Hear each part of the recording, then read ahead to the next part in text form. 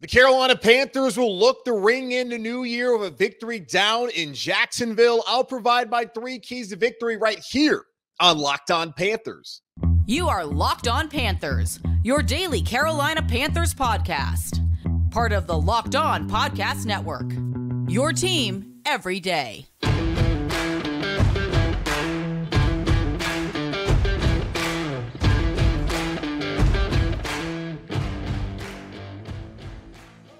Welcome into another edition of the Locked On Panthers podcast, a part of the Locked On Podcast Network. I'm your host, as always, Julian Council, talking Carolina Panthers with you every Monday, Tuesday, Wednesday, Thursday, and Friday. Your team every day. That's our motto here on the Locked On Podcast Network. Subscribe or follow the show for free on YouTube or wherever you listen to your favorite podcast. And be sure to follow me, Julian Council, on Twitter at Julian Council, where on Wednesday, for one final time this regular season, I'll be answering your weekly Wednesday mailbag questions, either at me or DM me to get those questions into me following the game against Jacksonville on Sunday. But starting in January, at least the second week of January, once we get to the offseason officially on Fridays throughout the entire offseason, I'll be answering your weekly Friday mailbag questions. So again, follow me on Twitter at Julian Council, then at me or DM me to get those weekly Wednesday mailbag questions in, and then prepare to give me those mailbag questions on Friday. Today's episode of Locked On Panthers is brought to you by LinkedIn. LinkedIn Jobs helps you find the qualified candidates you want to talk to faster. Post your job for free at linkedin.com/lockedonnfl. That's linkedin.com/lockedonnfl to post your job for free. Terms and conditions apply. The Carolina Panthers will play one final game in 2023 before playing one final game this regular season in 2024 at home against Tampa Bay next Sunday. But they're heading down to Jacksonville to Duval to face off against a reeling Jags team. The Jags 4 weeks ago were playing on Monday Night Football against the Cincinnati Bengals, and had they won that game, they were going to be with the inside track for the number 1 seed in the AFC. But that was a month ago. They were 8-3. Now heading into Sunday, they're 8-7. They've lost 4 straight games and somehow sit there at the top of the AFC South Division standings, although Houston and Indianapolis are right there tied with them at 8-7, but tiebreakers currently handing it to the Jacksonville Jaguars. This is a game you would think for the Jags they must win if they're going to be a serious playoff team, because if you're going to lose to the Carolina Panthers, I'm sorry, you're not a serious playoff team. Hello, Atlanta Falcons, not serious playoff team. The Carolina Panthers, Brian Burns already said it, they want to play spoiler. If the Panthers got to be home, they want to send someone else home as well, and that team could be the Jacksonville Jaguars on Sunday afternoon. So how can the Carolina Panthers do that? Well, I'll tell you right now by giving you my 3 keys to victory against the Jags on Sunday. Key number 1, establish the run game. The Carolina Panthers had been doing that over the 3 weeks heading into the game against Green Bay last Sunday. In the first 11 games of the season, the Carolina Panthers weren't all that dedicated to the run, and we didn't really know what their identity was. I still think right now that's still up in the air, what exactly the identity is for the Carolina Panthers offense. Hopefully, fingers crossed, whoever gets hired here next year will be able to establish that identity, and I think that identity will likely be Bryce Young and what he's able to do in the pocket with his arm. But the first 11 games of the season, the Carolina Panthers ran the ball 37% of the time for an average of 93 yards per game, 3.8 yards per rush. Then the last 3 games heading into the game against Green Bay, they ran the ball 52% of the time for 155 yards on average per game and then 4.3 yards per rush. Last week, they got back to how they were doing things in the first 11 weeks of the season, whether it was Thomas Brown calling plays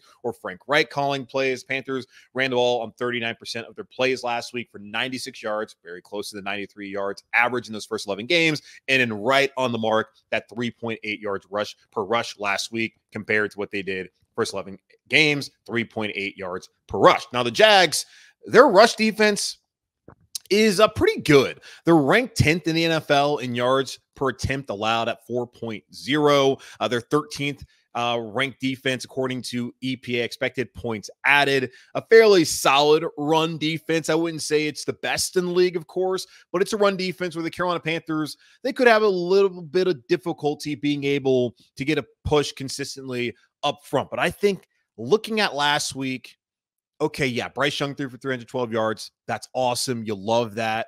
But I still don't want to be putting the entire game offensively on the rookie. I want to find a way to run the ball with Chuba Hubbard. I want them to find a way, not me, because I'm not going to be calling the plays, but I like the Panthers find a way to run the ball effectively, consistently early on in the game with Chuba Hubbard, maybe even sprinkle a little bit of Miles Sanders in there. You want the Raheem Blackshear, why not? But get a run game going to take off some of the pressure off of your rookie. I understand Bryce looked great last week, but still, he needs a consistent run game to help him out. And I think the Panthers could have ran the ball better last week. And if they were in a situation where they weren't chasing, maybe they run the ball more.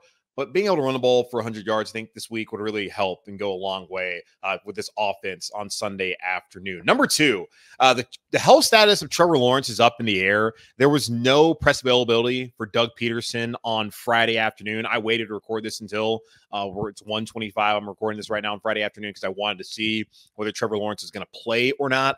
But apparently the Gator Bowl is going on. Got Kentucky and Clemson hanging out down there at Everbank Field, I believe is what it's called, where the Panthers will be playing on Sunday. So no availability for the Jags staff. But Lawrence did not play or practice on Wednesday or on Thursday. And really the key, whether he plays or whether it's CJ Beathard, the Carolina Panthers have to find a way to make him uncomfortable. And if Trevor Lawrence is starting, I can't imagine he's going to be comfortable at all. The last 4 weeks, Trevor Lawrence has dealt with a high ankle sprain in that loss against Cincinnati on Monday Night Football. He suffered a concussion and now has a sprained AC joint in his throwing shoulder. There is a decision to be made, according to Ian Rappaport of the NFL Network, from Doug Peterson, the Jacksonville Jaguars head coach, on whether Trevor Lawrence is going to play at all, whether it makes sense to play him considering the injury that he's dealing with. Are the Jags better off with CJ Beathard playing, or are they better off throwing out a very limited Trevor Lawrence? Either way, the Panthers, they got to find a way to get some pressure. The Jaguars have allowed quarterback pressures only 118 times this season. They've been pressured on 18.6% of the dropbacks quarterbacks have. The Jags' average pocket time is 2.2 seconds, which is only behind the Miami Dolphins. Now, interesting with this stat too, they are tied with the New York Jets.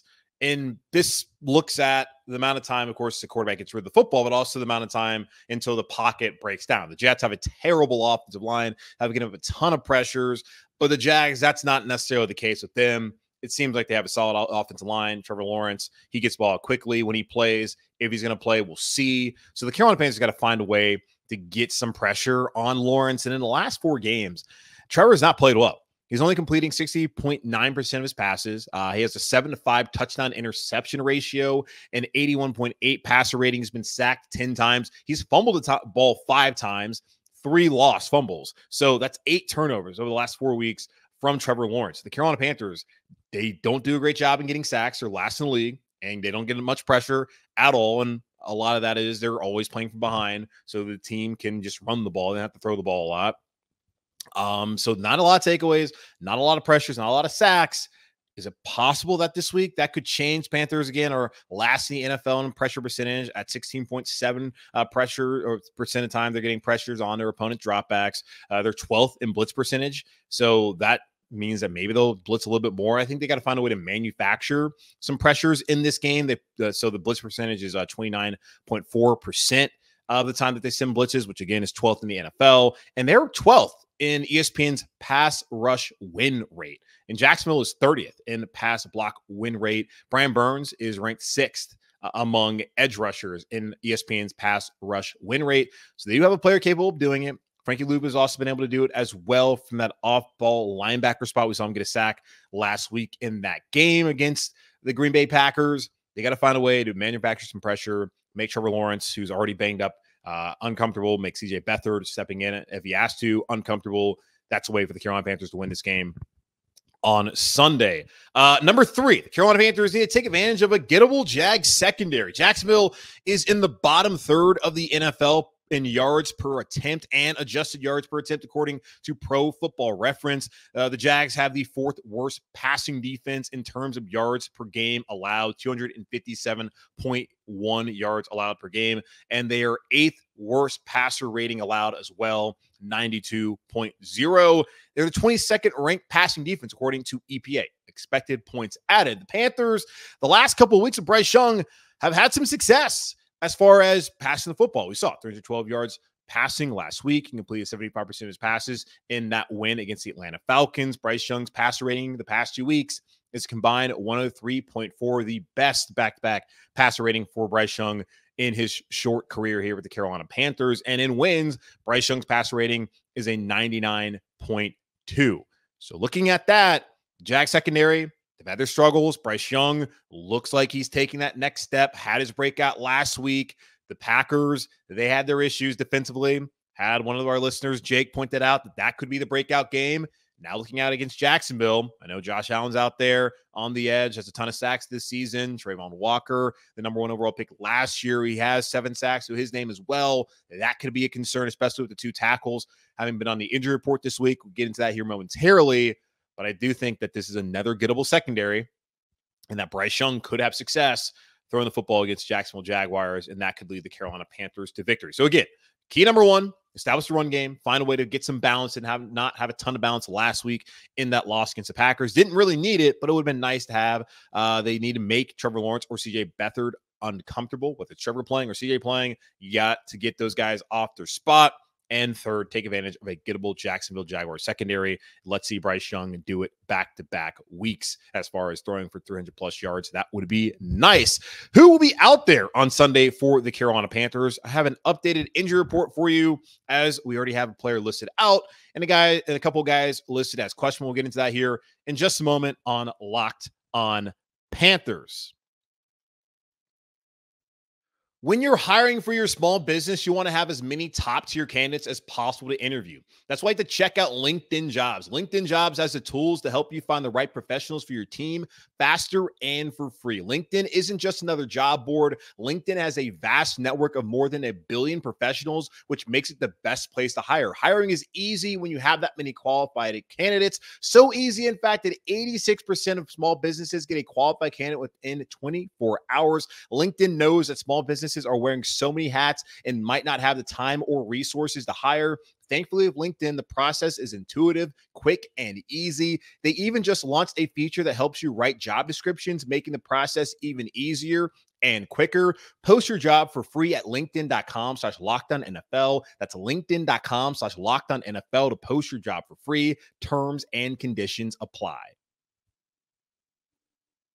The Carolina Panthers have been the walking wounded all season long as they added another name to injured reserve as Amari Barno's season is over here in 2023. And possibly his Carolina Panthers career is over, as we'll see what the next coaching staff sees in him and what his role may be. But looking at a couple of players and position groups that are in doubt heading into Sunday, let's talk about the cornerback situation that appeared to be in flux until Friday afternoon. Jaycee Horn, who missed 12 games earlier this season with a hamstring injury.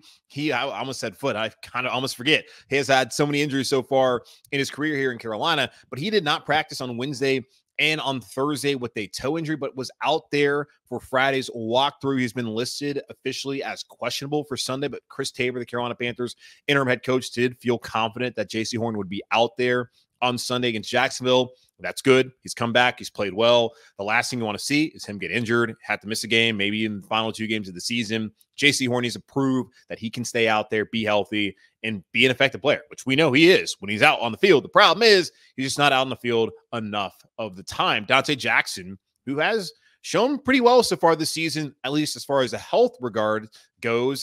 Dante Jackson had an ankle, was limited on Wednesday, but a full participant on Thursday and Friday. So he's good to go, not on the injury report as far as a game status listing heading into the weekend.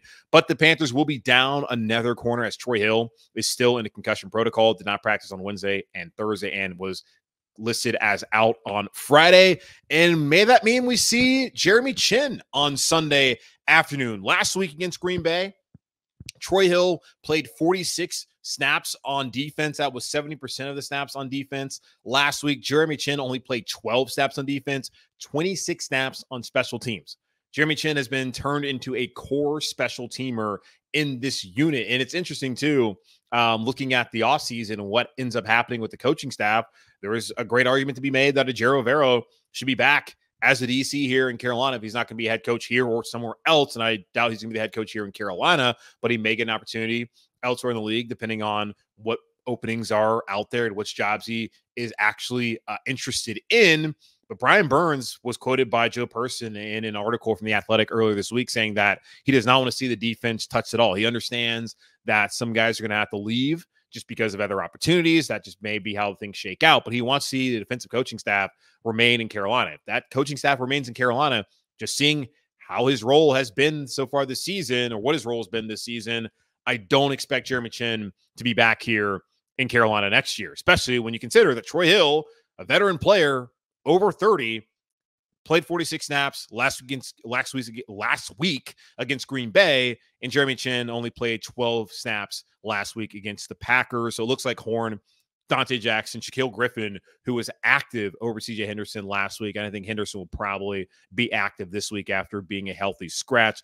Those should be the 4 corners available for the Carolina Panthers. Deshaun Jameson also available, plus several practice squad guys, but Jameson is more of a special teams guy for the Carolina Panthers. Same as Jeremy Chinn, apparently. The starting tackles, their status is also a little bit in question earlier this week. On Wednesday, they both did not practice, that being Ike Ekwonu, who did not practice because of a foot injury, then Taylor Moton. He has the knee/rest. That's been the case all season long with him for the most part, especially when the season really got going. But Ike was limited on Thursday. So was Moton. He was limited on Thursday. Ike, official game status is questionable. It appears that he's going to play, not too concerned about that. And the whole Moton thing, as I mentioned, this has been the trend all year long. He'll rest on a Wednesday. He has a knee. That is actually something that they have to list. Otherwise, it could lose draft picks or be fine, all that. But they have to deal. They have to list him up there as needing to rest. I mean, it's a vet day for him on Wednesdays. Then on Thursday, he actually goes out there and he practices. Now, Ike Ekwonu, completely different, but it looks like he should be good to go. The Panthers did add a new tackle to the roster. Ilm Manning from the University of Hawaii was signed off of the 49ers practice squad and placed on the Panthers active roster on Thursday. And that's great for him to get an opportunity to be on an active roster, but it also kind of sucks for him to have to be signed away from the best team, or one of the best teams in the NFL, a team that's likely going to represent the NFC in the Super Bowl. So he's going to miss out on the Super Bowl. Now that he's here in Carolina, potentially could miss out. So welcome to Carolina, Ilm Manning, but also my condolences, because that's kind of unfortunate. David Sharp is the other tackle on the active roster. Then there's Ricky Lee, the undrafted free agent out of North Carolina A&T, who is also on the practice squad, who could potentially get called up at Ilm Manning. They brought him on, and he's probably going to be inactive. Chris Tabor said on Friday that he did not believe that he was going to play, that he was going to be any sort of factor because, well, he just got here. Those are his words. He just got here, so don't expect too much. We saw with Gabe Jackson. It took him 2-3 weeks before he was even out there on the field, and still he hasn't even started a game. Speaking of Gabe Jackson, Joe Person of The Athletic asked Chris Tabor, okay, we've seen back-to-back weeks in the second half. Nash Jensen, the undrafted free agent out of North Dakota State, he started, then been replaced by Gabe Jackson. Knowing that's happened back-to-back weeks, is Gabe Jackson going to be the starter at right guard? Chris Tabor not willing to say that will be the case. I would guess that would be the case, but I also felt like that would be the case last week. But now that it's happened twice in a row, maybe it's going to officially be Gabe Jackson there at right guard. That would make a lot of sense. I don't know. We'll see. One final thing, looking at the injury report as well. Running backs. Both the running backs here in Carolina were listed on the report. Now, 2 different situations. Chuba Hubbard, hamstring. He was limited on Wednesday and Thursday, but back out there on Friday. No game status, which means he is good to go, which is great for the Panthers. Miles Sanders was listed with a toe. He was a full participant all week long, so there's no concern there. It looked like possibly he was going to be back in the lead running back role on Sunday against Jacksonville if Chuba would have been limited with that hamstring. And I still think that maybe with that having been an issue all week long for Chuba and him having to rest, that possibly there's a more even split on Sunday, of course, depending on how things play out. But Chuba Hubbard, he's good to go. Miles Sanders is good to go. Raheem Blackshear, of course, good to go. Notable, looking at the running backs, a lot of y'all have wondered, hey, Tariq Cohen, what could he potentially do for the Carolina Panthers? They say Tariq Cohen has not played since week 3 of the 2020 pandemic season. I don't think there should be any expectations at all for him. I've thought that from the very beginning. It's a great story. North Carolina native, played at A&T, had success in Chicago, awful injury that he had, that he suffered down in Atlanta a couple years ago. He was working his way back, just pops his Achilles there on IG Live working out. You hated to see it. But coming back to Carolina, opportunity for him to be in the league with this coaching staff. Maybe it could be a play for next year if the coaching staff would remain. No idea what's now going to happen. I would guess that he's probably not going to be back. Just guessing, but we'll see what happens with Tariq Cohen. But he got an opportunity to be part of an NFL team. Then he had a hamstring, missed time. He's now off of injury reserve. Practice squad has a separate injury reserve, by the way. He's been out there practice throughout the week. Maybe he gets an opportunity, but Chuba Hubbard's good to go. Seems like that won't be the case. And it's also those things where he just got back off the IR, hasn't been out there practicing. That's a lot to ask out of a player who is unlikely to play a big role anyways. But maybe Spencer Brown, who's also the other running back on the practice squad, maybe he gets an opportunity on Sunday. We will see. And then the other guys that were listed as questionable, Marquise Haynes, who's been dealing with back all year long. That's going on still. And then Frankie Louvu, quad, also listed as questionable. If Haynes isn't playing, that means DJ Johnson probably going to be in an expanded role. We've seen that due to injury earlier this season. Did not get a ton of great results out of DJ Johnson. But the Panthers 2-13. DJ Johnson, someone that they drafted. What will his future be moving forward? If Jero Avero's here, the guy who wanted him, maybe he's still a Carolina Panther. If it's a new coaching staff, which it's going to be, maybe if it's completely a new coaching staff, very up in the air what that would be as far as his future here in Carolina for DJ Johnson. But I expect him to be able to step into a bigger role on Sunday due to Marquise Haynes' injury and Amari Barno being placed on IR. So Bryce Young came out last week, and he finally showed us what we've all been waiting to see. Can he do it again against Jacksonville and ring in the new year with a W? We'll talk about that here in just a moment on Locked On Panthers. Whenever the game clock stops, that's time to order in with DoorDash. Order pizza, wings, soda, burgers, or even just buns on DoorDash and get it all delivered without missing the game. Score football season's best deals on groceries, restaurants, retail, and more. All of your favorite restaurants and stores from retail to grocery are on the app so you can shop everything you need to get game day ready. Stock up on your favorite appetizers and order your tailgate gear on DoorDash and get ready to watch your team win. Love DoorDash. Been hitting up a lot of local places recently.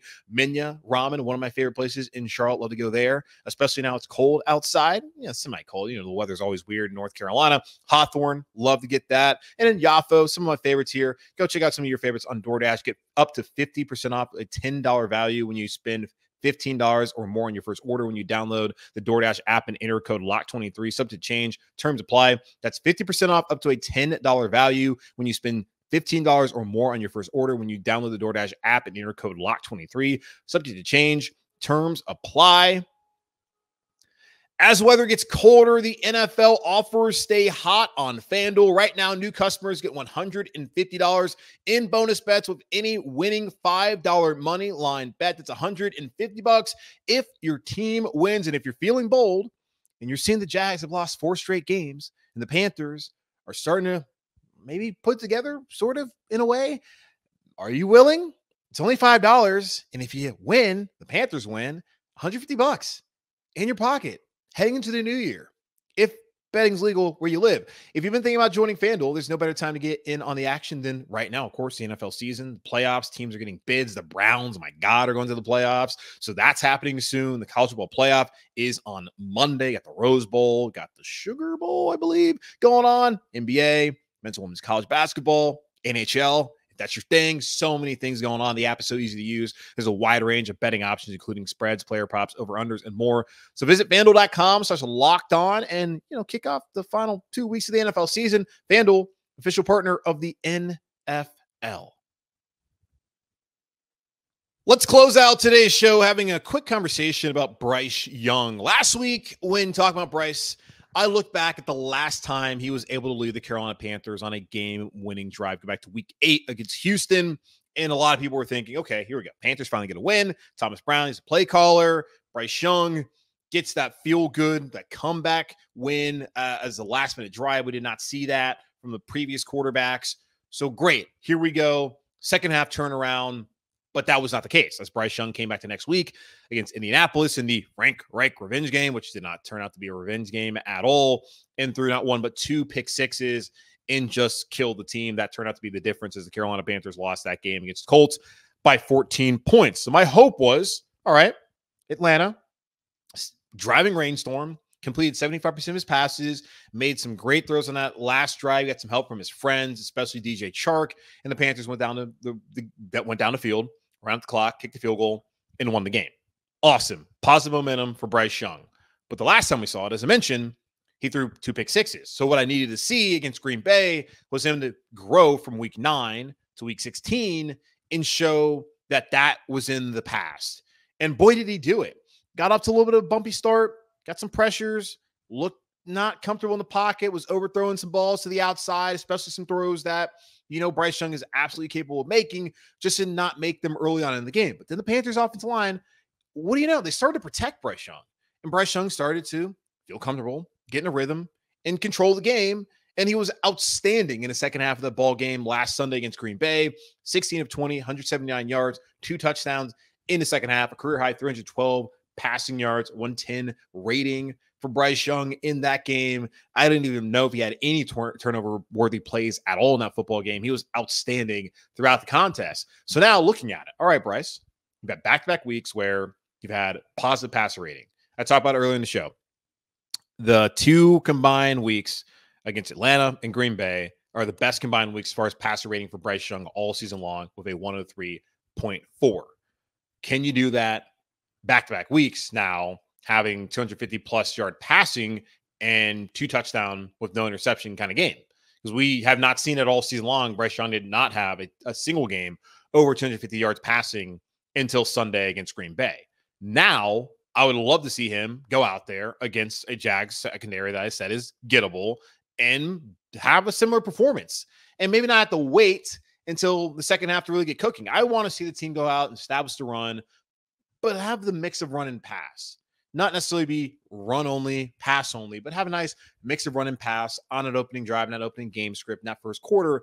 And then let's really get Bryce Young comfortable into the game and allow the offensive line also to get comfortable into the game, because it took them a while last week, and really it's taken them a while all season long to get into the game, have the Carolina Panthers in a position where that quarterback, whether it's been Bryce Young or Andy Dalton for that one game, to actually have an opportunity to be successful and distribute the football on time and accurately to the receivers who don't get the most separation in the league, but have started to play better as far as just catching the football and making some plays. Not a lot of explosive plays still, not a ton of yards at that to catch, but still they've helped Bryce Young over the last couple of weeks. I want to see Bryce Young put together back-to-back complete performances. I don't know if you want to say Atlanta's complete performance. The weather didn't allow him to, and maybe had there not been weather, we would have seen back-to-back from Bryce Young having big-time passing games with the Atlanta game and the Green Bay game. But now the weather seems to be clear on Sunday against Jacksonville. Bryce Young has had a great game against Green Bay. I want to see that next step. The last quarter of the season, that's what I think a lot of us wanted to see. And I know I've talked about it here on the show. I absolutely wanted to see Bryce Young just be able to build some momentum heading into the offseason. And that would only help the Carolina Panthers in trying to find their next head coach. So a big part of this is going to be, does that head coach or the candidates out there, because the head coach comes here is going to have to believe in Bryce Young. He's going to be a second-year player. He still has 3 more years left of his rookie deal. The owner, David Tepper, wanted Bryce Young to be the quarterback. So whoever comes here is going to have to believe in Bryce Young. But the candidates out there that we talk about, do they believe in Bryce Young? When they look at the final tape of the season, when they look at the Tampa game, they look at the Jacksonville game, they look at Green Bay and Atlanta, are they going to start to see the player that a lot of us hoped that we would see all year long, and the player that moving forward can be the franchise in Carolina? So it's so important for Bryce Young to go out there and play well, because it means that there are going to be more coaches around the league looking at that job here in Carolina and thinking, okay, that is an attractive option because of Bryce Young, and that he can be the real deal, that he has what you need to be successful at the quarterback position in the NFL. What I need to see him do is do it again.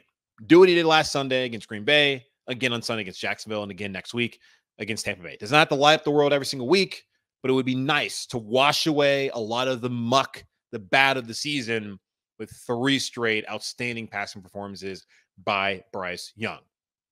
So we'll see how that works out on Sunday against Jacksonville. That's going to wrap up this edition of the Locked On Panthers podcast, part of the Locked On Podcast Network, hosted by yours truly, Julian Council. Again, y'all, subscribe or follow the show for free on YouTube or wherever you listen to your favorite podcast. And be sure to follow me, Julian Council, on Twitter at Julian Council, where on Wednesday, for one final time during the regular season, I'll answer your weekly Wednesday mailbag questions, either at me or DM me to get those questions into me following the game on Sunday against Jacksonville. But in the meantime, be safe, be happy, be whole. As always, keep pounding.